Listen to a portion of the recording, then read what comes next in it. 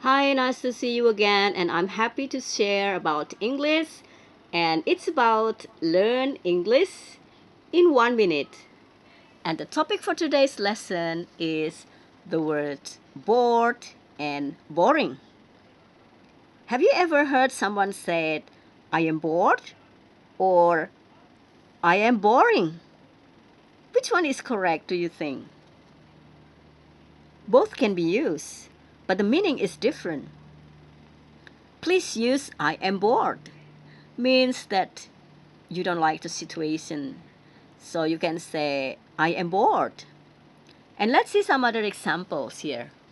Example number one, I am bored because the program is boring. I am bored because the program is boring. So you know the difference, right, between bored and boring? Okay. Sentence number two, this is a boring lesson and we are bored. This is a boring lesson and we are bored. I hope you understand the differences between bored and boring.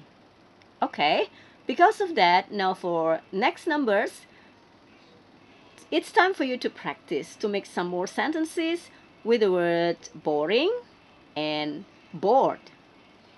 Enjoy your days and remember that practice makes perfect. Thank you for watching.